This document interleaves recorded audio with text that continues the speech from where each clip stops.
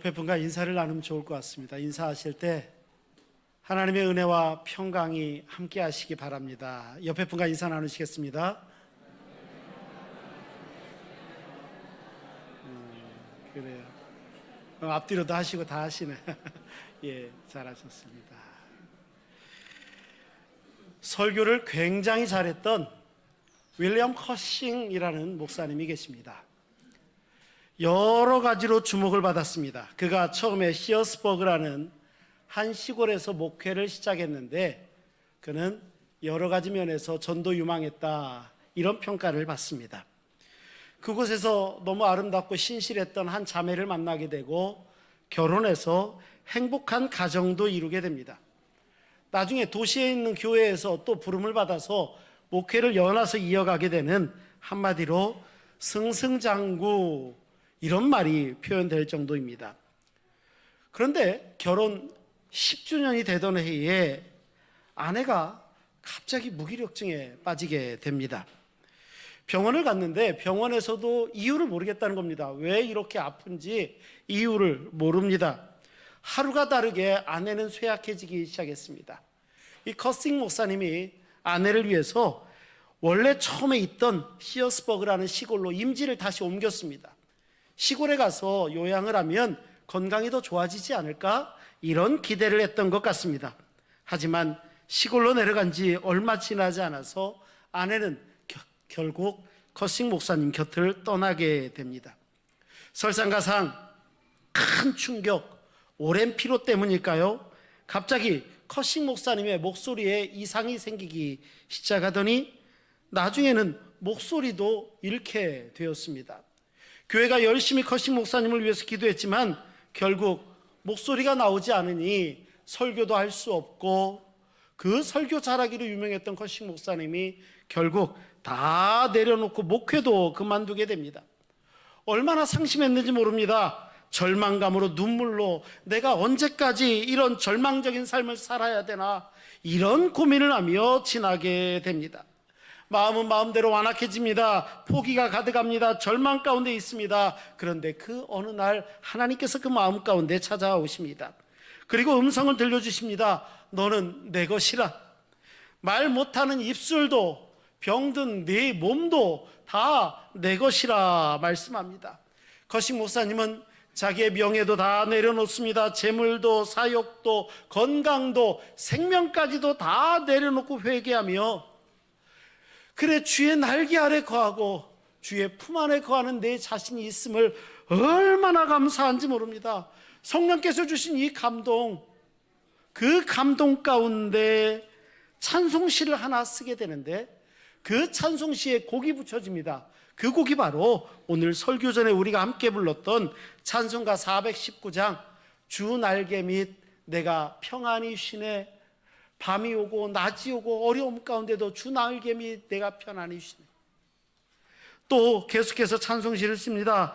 유명한 찬송가 515장 이 눈에 아무 증거 보이지 않더라 하더라도 믿음만을 가지고서, 네 맞습니다. 이 곡도 역시 커싱 목사님이 쓴 곡입니다. 커싱 목사님은 이 이후에도 300편 이상의 아주 주옥과 같은 찬송시를 쓰고 하나님의 부름을 받고 하나님이 원하시는 곳에 아름답게 쓰임을 받게 됩니다. 사랑하는 아내를 잃어버렸습니다. 음성도 잃어버렸습니다. 설교를 잘한다, 목회적인 달란트가 충분했는데 이 은사도 더 이상 쓸 수 없게 됩니다. 이런 상황에서도 믿음을 잃지 않았습니다. 그리고 주신 상황에 순종합니다. 그렇게 살아갔던 커싱 목사님의 믿음, 이 믿음이야말로 하나님께서 오늘 이 시대의 그리스도인들에게 창립 64주년을 감사하며 하나님 앞에 예배드리는 우리 신흥의 성도들에게 예배자로서, 신앙인으로서의 바른 모습, 순종하는 모습, 이것이 그 절망 가운데서도 기도하고 예배했던 그 모습 가운데 기대하는 게 아니었을까요? 절망 가운데 절박했던 모든 기도는, 예배의 삶은 하나님께서 응답하시는 기도였고 승리하게 만드는 예배였음을 커싱 목사님은 고백합니다. 그가 구한 것, 이것이 그대로 이루어지지 않았을 수도 있습니다. 아내도 자기 곁을 떠났고 자기 목소리도 더 이상 나오지 않는 상황. 하지만 그렇게 보였을지라도 결국 하나님께서는 하나님의 뜻을 그의 인생 가운데 만들어가고 계셨습니다. 이 놀라운 은혜가 있습니다. 맞습니다. 기도야말로 승리의 비결이고 하나님께 드려지는 예배의 삶을 통하여서 우리는 하나님께서 나와 함께하고 계시다는 사실을 언제나 발견할 수 있고 증거가 되어집니다. 하나님께서 들으시고 그 선하신 뜻대로 우리를 인도하고 계시기 때문입니다. 오늘 본문에 등장하는 예수님의 모습도 역시 마찬가지입니다. 예수님의 일생 가운데 이때처럼 절체절명의 순간이 있었을까요? 이때처럼 간절한 순간이 있었을까요? 그 간절한 순간에 하나님 앞에 기도합니다. 예배합니다. 예수님께서는 이때 십자가를 직전에 두고 있었습니다. 이제 이곳에서 끌려가고 잡혀가면 그의 일생은 끝입니다. 하지만 그곳에서 그는 기도자였고 하나님 앞에 드리는 예배자였습니다. 유명한 주석가이기도 하고 신학자이기도 한 윌리엄 바클레이는 이때 주님이 하신 기도를 뭐라고 부르냐면 승리를 겨루는 고투였다, 아주 고된 투쟁이었다, 이렇게 말씀합니다. 무슨 승리입니까? 하나님의 뜻이 승리할 것인가 아니면 마귀의 뜻이 이루어질 건가, 이거에 대한 승리였습니다. 하나님의 사랑이 승리할 것인가 아니면 세상의 유혹이 그냥 승리하는 순간이 될 것인가, 이거에 대한 승리였다는 것입니다. 예수님은 결국 승리하신 기도를 통해서 이 땅에 교회된 우리가 64주년을 감사하는 우리 신흥교회가 추구해야 될 신앙의 가치와 방향이 무엇인지 분명하게 말씀하고 있습니다. 가장 먼저 주님의 기도를 통해서 살펴볼 수 있는 것이 있다면 그 기도야말로 깨어있는 기도의 승리였다는 것입니다. 깨어있는 기도의 승리. 38절은 그때 주님의 모습을 이렇게 기록하고 있습니다. 이에 말씀하시되 내 마음이 매우 고민하여, 주님이 고민하셨다는 겁니다. 이 순간에 죽게 되었으니 너희는 여기 머물러 나와 함께 깨어있어라, 이렇게 주님이 제자들에게 하셨다는 겁니다. 십자가는요, 당시 기준, 지금도 그렇지만 당시 기준으로는요 가장 치욕스러운 자리입니다. 아주 죄를 져도 아주 극한 죄인들에게 주는 형벌이었으니 오죽했겠습니까? 이 십자가를 앞에 두고 있는 주님의 고민입니다.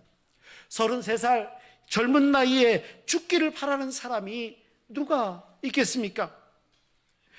더욱이 아무런 죄 없이 사셨던 그분이 죄인처럼 죽다니요, 이것도 억울한 노릇 아닙니까? 죄는 없지만 똑같은 죄인처럼 육신을 입으셨기 때문에 이 황망한 상황이 고민되셨을 수도 있을 것 같습니다. 그리고 이전에도 비슷한 상황이 있었지만 사뭇 이때 상황은 더 고뇌하시고 더 슬퍼하십니다. 왜 그랬을까요? 십자가의 죽음이 결코 쉬운 게 아니었기 때문입니다. 결코 쉬운 게 아닙니다. 당신께서 지금 33년 동안 쌓아왔던 모든 것들이 한순간에 무너지는 순간이 그 순간입니다. 해놓은 게 없습니다. 정말 치욕스럽습니다. 화도 납니다. 부끄럽기까지 할 정도입니다. 바로 그 인간적으로 얼마든지 생각할 수 있는 인간의 가장 기본적인 본성과 주님은 갈등하고 있는 겁니다. 이게 너무 힘든 겁니다. 그게 기도입니다. 그래서 지금 주님께서는 어느 때보다도 더 깨어 있어야 된다고 생각하시고, 지금 상황을 이기려면 오직 하나님 앞에 기도하는 것, 그것밖에 없음을 알고 계십니다. 이 시험에 치고 나면 하나님께서 예수 그리스도를 통하여 온 세상 온 땅 가운데 이루시고자 하셨던 구원의 모든 역사가 단절되는 것이니 얼마나 그랬겠습니까? 하나님의 뜻에 자기를 복종시키고자 이제 기도로 씨름합니다. 얼마나 간절히 기도했는지 병행 본문인 누가복음 22장 44절에 그때 주님의 모습을 이렇게 기록하고 있습니다. 예수께서 힘쓰고 애써 더욱 간절히 기도하시니 땀이 땅에 떨어지는 핏방울 같이 보였다. 이 정도로 보였다는 겁니다. 그 정도로 간절한 기도, 그래서 시험을 이겨나가는 겁니다. 하지만 옆에 있던 제자들은 어떻습니까? 주님이요 몇 번이나 당부하세요. 몇 번이나 당부하셔서 깨어 나와 함께 있어달라, 기도해달라. 하지만 그들은 주님의 그 부탁 앞에 아이 마음에는 원이로인데 육신이 약하다는 핑계를 댔을지 모르겠지만 그 핑계 가운데 함께 있지 못합니다. 그러고 나서 보니까 주님이 잡히실 때 제자들이 다 도망간 거 아세요? 주님이 잡히시는 사건은 이 기도와 불과 아무리 길게 잡아도 1시간 안쪽입니다. 한 20-30분 안에 이루어졌을 수도 있어요. 다 도망갑니다. 내가 목숨 걸고 어디까지라도 베드로도요, 얼마 불과 1-2시간도 지나지 않아서 한 여종 앞에서 예수님을 모른다고 부인하는데 3번이나 부인하는데요, 저주를 포함해서 부인합니다. 이게 말이 됩니까? 선생님을 그렇게 따랐던 이가, 초대교회 교부였던 유명한 터툴리안이 있습니다. 이 터툴리안이 이런 말을 합니다. 유혹을 받아보지 않고 천국에 들어갈 수 있는 사람은 아무도 없다. 이렇게. 이 말은 무슨 뜻이냐면 우리가 세상 살다 보면 얼마든지 유혹의 순간이 누구에게라도 찾아올 수 있다는 겁니다. 그럴 수 있지 않겠어요? 얼마든지 찾아옵니다. 하지만 그렇다 할지라도 그때마다 기도하고 승리한 자, 바로 그가 참 천국을 누리는 사람, 하나님 백성이 된다라는 것입니다. 그래서 우리는 늘 경각심을 가져야 됩니다.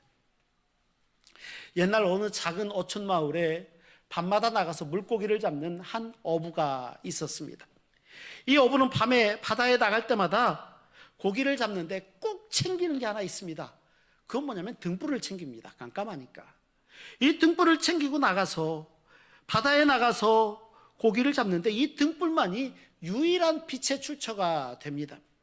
그런데 어느 날 이 등불이 얼마나 중요한지를 간과합니다. 그러면서 마음속으로 이렇게 생각합니다. 오늘은 달도 밝고 별도 떠 있으니까 괜찮겠지? 이런 마음을 먹고 바다에 나아갑니다. 등불을 가져가지 않았습니다. 그런데 예상외로 짙은 구름이 끼기 시작하더니 어둠 가운데 있게 되고 결국 이 배는 여기저기 헤매이다가 암초에 부딪히게 됩니다. 하마터면 죽을 뻔하였습니다. 하마터면 이런 위험한 상황. 우리는요, 기도와 예배라는 이 중요한 경각심을 갖는 잔치에 대해서 소홀해서는 안 됩니다. 늘 깨어서 함께해야 되는 가치가 있다면 우리가 하나님 앞에 드리는 기도이고, 언제고 하나님 앞에 바로 서는 예배의 모습일 것입니다. 의식적으로 우리의 신앙의 경주와 우리의 신앙의 경주가 어디를 향하는지, 목표가 어딘지, 이것들에 대해서 관심을 가지고 있어야 됩니다. 우리의 삶 가운데 기도의 시간을 구별하고 우리의 삶 가운데 신앙의 기념비를 세우는 것처럼 예배의 자리를 만들어야 됩니다. 그 예배의 자리를 함께하지 않으면 안 되기 때문입니다. 깨어 기도하는 사람을 넘어뜨릴 수 있는 사람이 누가 있겠습니까? 어떤 유혹이라 할지라도, 시험이라 할지라도, 핍박이나 환난이라 할지라도, 극심한 고통이라 할지라도, 때로는 죽음이라도 할지라도 하나님 앞에 바르게 기도하고 예배하는 일을 해야 하지 못합니다. 주님도 하나님의 아들이셨지만 늘 기도하셨습니다. 깨어 기도에 시험을 이기셨고 승리하셨습니다. 우리도 유혹과 시험을 이기는 데에는 이 기도의 습관, 예배의 습관이 반드시 중요합니다. 함께 예배하는, 우리 아이들과 함께 예배 드립니다. 우리 아이들은요, 똑같은 예배 경험을 할아버지, 할머니, 아빠, 엄마와 함께 이 자리에서 함께 하고 있는 겁니다. 선생님들이 예배 잘 가르쳐 주실 거예요. 하지만 이 경험보다 앞서긴 어려울 것 같습니다. 우리는 예배의 자리에 늘 유혹과 시험을 이기기 위해서 이런 모습을 갖고 세상을 이기는 승리의 능력을 허락하시는데 그 능력을 힘입어야 됩니다. 이 은혜가 오늘 예배하는 우리 신흥의 성도들 가운데 함께 하시기 바랍니다. 두 번째로, 하나님의 뜻을 받드셨던 승리가 됩니다. 39절의 말씀, 주님의 모습입니다. 우리 한번 같이 읽어볼까요? 우리 친구들도 함께 읽습니다. 39절 말씀 함께 읽습니다. 조금 나아가사 얼굴을 땅에 대시고 엎드려 기도하여 이르시되, 내 아버지여, 만일 할만하시거든 이 잔을 내게서 지나가게 하옵소서. 그러나 나의 원대로 마시옵고 아버지의 원대로 하옵소서 하시고. 아멘. 주님의 마음은 이 순간에 이 죽음으로 인해서 어느 정도 고민과 슬픔이 있으셨던 것 같습니다. 하지만 주님은 이 순간에 하나님, 나 좀 살려주십시오. 하나님, 이번 십자가 내가 안 지면 안 될까요? 이러지 않으셨다는 것입니다. 이 잔을 지나가게 해주신다면 그것도 좋겠지만 내 뜻이 아니라 아버지 뜻대로 하시옵소서. 여기서 이 나의 원이라는 이 말의 근거는요, 하나님 앞이 아니고 사람들이 생각하는 정의였고 사람들이 생각하는 공의를 바탕으로 한 것입니다. 내가 그래도 의인인데, 바르게 살았는데, 죄 없이도 살만한 사람인데 어찌 나 같은 사람이 죄인하고 똑같이 죽일 수 있겠는가? 이럴 수 없죠. 이건 정의롭지 않습니다. 주님의 입장에서는 얼마든지 얘기할 수 있을 만한 상황일 것 같습니다. 아니, 어떻게 죄 없는 하나님의 아들이 죄인들을 대신해서 십자가에 달립니까? 이게 하나님이 말하는 정의고 하나님이 말하는 공의입니까? 나의 원은 거기에서 출발했을지 모릅니다. 하지만 아버지의 원은 무엇입니까? 아버지의 원은 정의도 공의도 아니었습니다. 아버지의 원은 인류를 사랑하셨던, 인간을 사랑하셨던 하나님의 사랑부터 출발합니다. 비록 주님이 죄가 없으셨다 할지라도 예수님이 십자가에 죽게 하심으로 죽어져 가야 할 수밖에 없었던 수많은 그 죄인들을 살리시고자 하셨던 하나님의 사랑, 이 하나님의 사랑에 근거한 하나님의 소원이 아버지의 원입니다. 아버지의 원대로 의인을 죄인 대신 죽게 하여서 죄값을 치르셨고 그 하나님의 공의를 그렇게 만족하셨습니다. 하지만 동시에 그 의로우신 보혈로 말미암아 죄인을 사랑하시고 그 사랑하시는 그 사랑에 만족을 시키셨던 것, 이것이 하나님의 원, 하나님의 소원이셨습니다. 하나님의 뜻은 누구 한 사람이 아니라 누구라도 다 구원받으라 하나님의 백성이 되는 겁니다. 그렇게 하나님의 자녀가 되는 것입니다. 그래서 이것을 이루시기 위해서 흠도 없고 티도 없으셨던 우리 주님이 기꺼이 모든 죄를 짊어지시고 십자가에 달려 죽기까지 하시며 우리에게 구원의 은총을 베풀어 주십니다. 이 구원의 은혜를 우리가 누리게 됩니다. 하나님의 사랑은 그 과정을 통해서 완성됩니다. 주님은 이런 갈등에서 당신의 소원, 내 뜻이 아니라 아버지의 원이 이루어지기를 원합니다, 이렇게 기도하고 계신 것입니다. 이건 철저하게 이렇게 하는 것이야말로 하나님께서 온 인류를 구원하시는 하나님의 구원이 이루어진다는 그 하나님의 마음과 계획에 대해서 이만큼도 예외 없는 신뢰가 있었기 때문입니다. 주님은 아버지 하나님을 신뢰합니다. 맞습니다. 아버지의 뜻대로, 원대로, 아버지의 원대로. 결국 주님의 간구대로 아버지의 원이 이루어졌을 때 악은 패하고 선이 승리하고 죽음은 패하고 생명이 승리하는 이런 역사가 이루어지게 됩니다. 17세기 영국은요, 여러 가지 정치적으로, 특별히 종교적으로도 아주 극심한 귀족과 왕정가의 갈등도 이루어질 때가 바로 이때였습니다.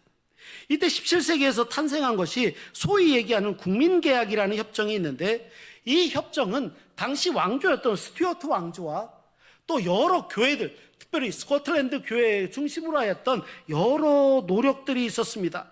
이 과정에서 스코틀랜드 교회의 독립과 또 장로교회의 기초가 되어지는 모든 상황들이 이 상황 가운데 만들어졌으니 아주 절체절명의 순간이었던 것은 맞습니다. 그때 이 협정을 만들고 바른 신앙과 교회의 모습을 만들기 위해서 참여했던 사람 중에 아주 유명한 리차드 카메론이라는 사람이 있습니다. 그런데 이 리차드 카메론이 이 사역에 출발한 것은 자기 아버지 때문입니다. 아버지는 먼저 잡혀서 지금 옥에 갇혀 있습니다.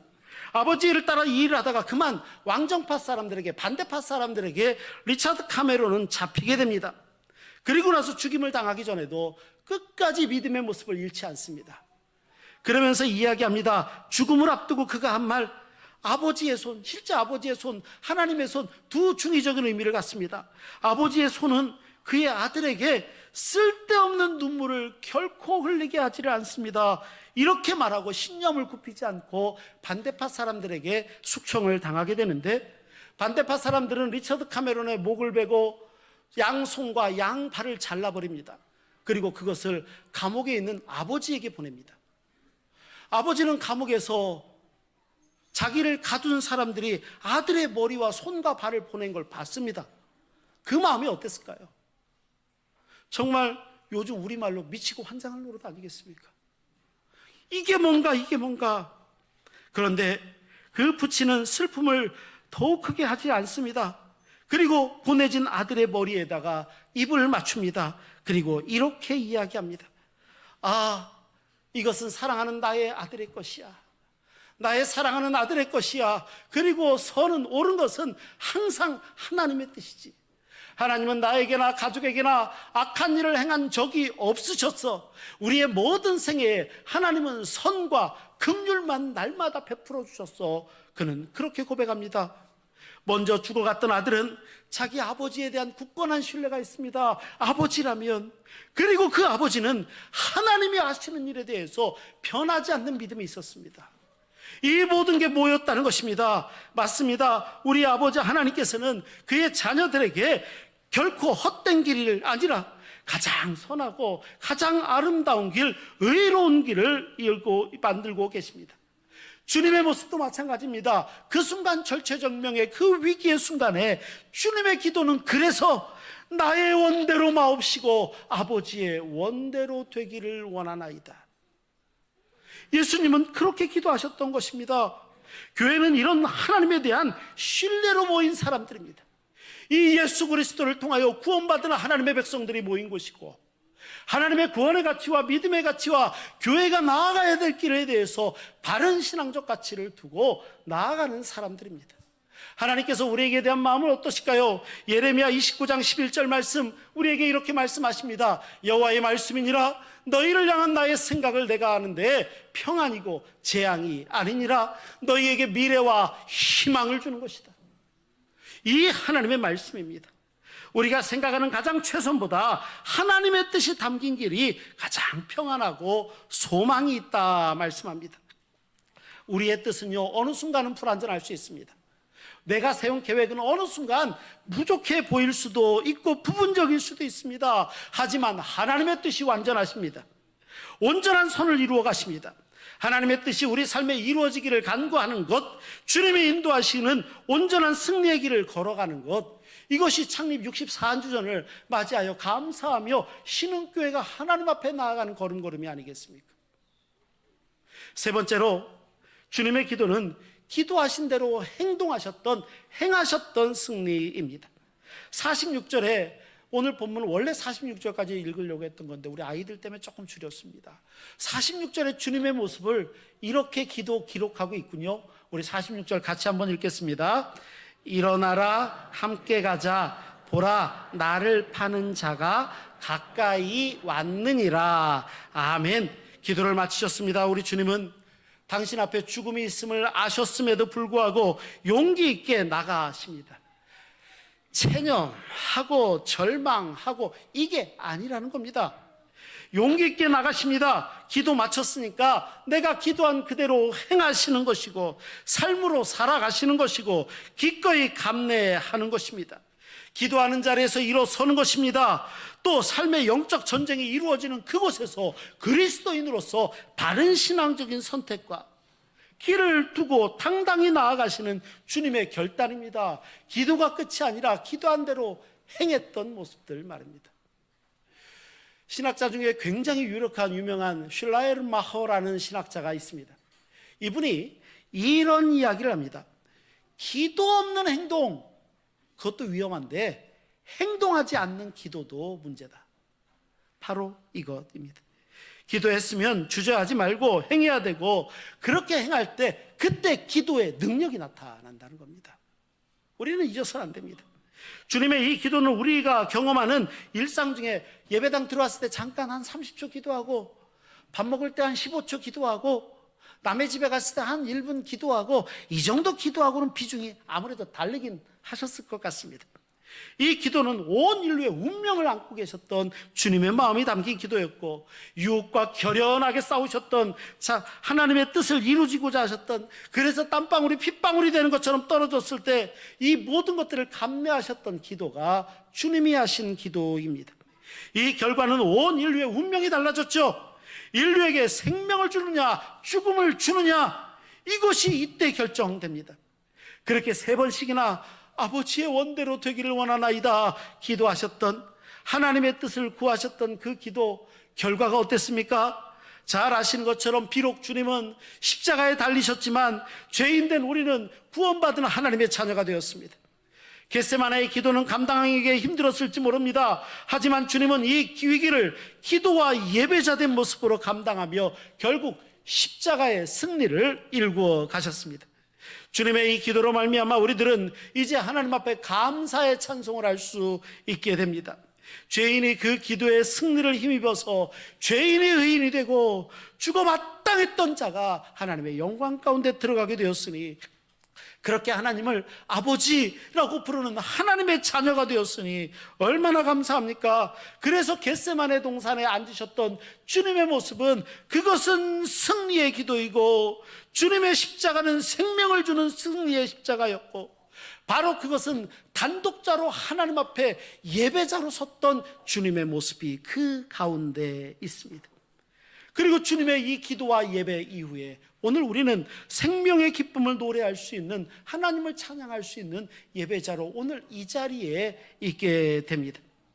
특별히 오늘은 우리 교회가 창립된 지 64주년이 되는 감사주일입니다. 또 올해 사순절이 시작되어지는데 사순절의 첫 번째 주일이기도 합니다. 또한 우리가 몇 주 전부터 함께 생각했던, 우리가 예배를 일요일 날 예배당에 1시간 들어왔다 나가는 이게 아니라 우리의 삶의 공간이 하나님 앞에 드려지는 예배의 터전이 되어지고, 우리가 가정에서 예배하면서 우리 신앙의 믿음의 기념비를 세워나가겠습니다 다짐했던 주행시, 주님과 함께 행복해지는 시간, 가정예배, 올해 처음 시작하는 주가 이번 주이기도 합니다. 2000년 전 교회를 세우셨던 성령 하나님께서 64년 전에 이 해방촌에 신흥교회를 세우셨습니다. 그때도 참 역사적으로 어두운 시기였습니다. 암담했던 시기입니다. 전쟁 이후에 남아있는 게 별로 없을 때고요. 특별히 북에서 내려오신 우리 신앙의 선조들을 생각해보면 정말 맨 땅에 아무것도 없는 암울한 시기에 하나님께서는 하나님의 교회를 세우셨고, 64년이 지난 오늘 우리가 그 은혜에 감사하여 예배 드릴 수 있도록 이곳에 우리를 부르셨습니다. 신흥의 성도들이 예수 그리스도를 주로 고백하는 교회로 구별하여 오늘에 이르게 되었으니 얼마나 감사하고 얼마나 귀한 순간입니까? 그리고 오늘 우리는 이 감사와 감격을 저 영야유치부 어린아이들로부터 바울 성교의 어르신에 이르기까지 모든 세대가 같은 예배를 경험하고 있습니다. 이러니 얼마나 귀합니까? 앞으로 우리 신흥교회가 기도와 말씀과 예배 위에 든든히 서가는 교회, 시험을 이기는 교회, 하나님의 뜻을 이루는 교회, 그리고 세상을 구원하는 교회로 더 성장해 나가야 될 것입니다. 주님이 오시는 그날이 분명히 있을 것인데, 그날까지 우리의 사명은 바로 거기에 있는 것이고, 이것을 위해서 신흥의 모든 성도가 기도와 예배와 믿음으로 날마다 승리를 일구어 가야 됩니다. 신흥의 성도들이 기도로 승리하신 주님처럼 믿음의 기도와 삶 가운데 믿음의 기념비를 날마다 세우며 예배를 세워나가며 그렇게 하나님의 은혜와 복을 승리 가운데 간증하는 경험들을 자꾸자꾸 만들어야 될 것입니다. 이러한 놀라우신 하나님의 은혜와 축복이 오늘 예배하는 우리 모든 분들, 영야유치부로부터 시작해서 바울 선교의 어르신들까지 우리 모든 신흥 공동체를 이루는 한 분 한 분 가운데 임하시기를 간절히 바랍니다. 기도하시겠습니다. 거룩하시고 자비로우신 아버지 하나님, 주님의 기도와 예배를 봅니다. 오늘 우리의 기도와 예배가 그렇게 되게 하여 주옵소서. 날마다 승리를 일구어 가게 하여 주옵소서. 예수 그리스도의 이름으로 기도하옵나이다. 아멘.